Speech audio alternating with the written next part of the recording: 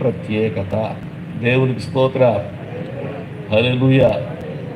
లోకము ఇచ్చేటువంటి, లోకం ద్వారా మనం పొందేటువంటి సంతోషాలకు, లోకము ఇచ్చే సంతోషాలకు విశ్వాసులు దూరంగా ఉండాలి. దేవునికి స్తోత్ర.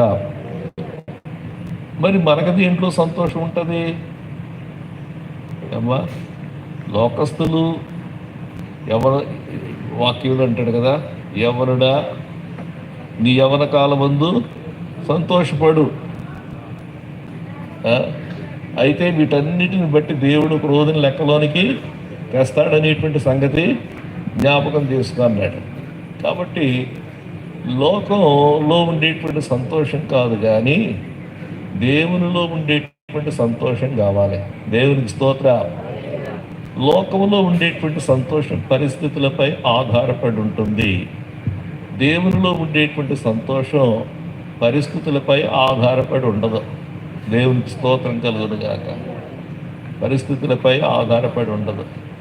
పరిస్థితులు ప్రతికూలంగా ఉన్నా విశ్వాసులు ఆనందంగా ఉంటారు.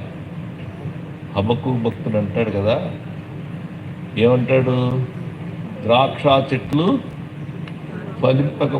ఫలింపకపోయినను, ఒలీవ చెట్లు కాయకుండెను, అంజూరపు చెట్లు పూయకుండినను, చేనిలోని పైరు పండకుండినను, సాలలో పశువులు లేకపోయినను, గొర్రెల దొడ్డిలో ఏమీ లేకపోయినా అని పెట్టుకోండి. ఇక్కడ ఏమీ లేకపోయినా దేవుని స్తోత్రం కలుగుగాక. ఎప్పుడైనా వచ్చింది అలాంటి పరిస్థితి? ఏమీ లేదు. ఏమీ లేకపోయినా ఏం చేయాలి? యెహోవా యందు ఆనందించాలి.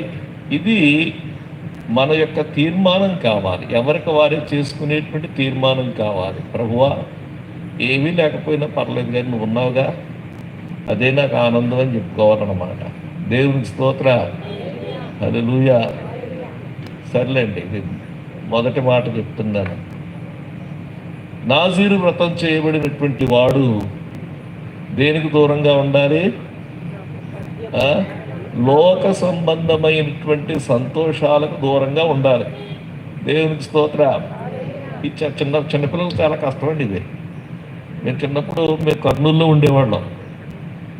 మొత్తం ఆ స్కూల్ అంతట్లో కూడా, మా క్లాస్ అంతట్లో కూడా క్రైస్తవుడు నేను ఒక్కడే. కుర్రోళ్ళందరూ వచ్చి వాళ్ళ పండగల గురించి చెప్పుకునేవారు. మేము ఈ పండుగ చేసుకున్నాం, పలానా పప్పు వండుకున్నాం అని చెప్పేవారు. నేను అన్నీ వినేవాడు. నాకు బాధ వచ్చేసింది. వీళ్ళందరూ మంచి ఆనందంగా ఉందని మనకి ఈ పండగలు ఏమనుకుంటుండేవాడిని. దేవుని స్తోత్రం కలుగును గాక. హల్లెలూయా. అలాగే మేము పెరిగాం. అలాగా ఆ స్కూల్లో కూడా మేము ఒక్కడే అనమాట క్రైస్తవులుగా ఉండడం. మాకు పండగే ఉండేది కాదు. అయితే ఈ పండగలు చేసుకునడం వల్ల వచ్చేటువంటి సంతోషం కంటే ప్రభువుని బట్టి సంతోషించడం అనేటువంటిది మనం తీర్మానం చేసుకోవాలి. దేవునికి స్తోత్రం కలుగును గాక. హల్లెలూయా.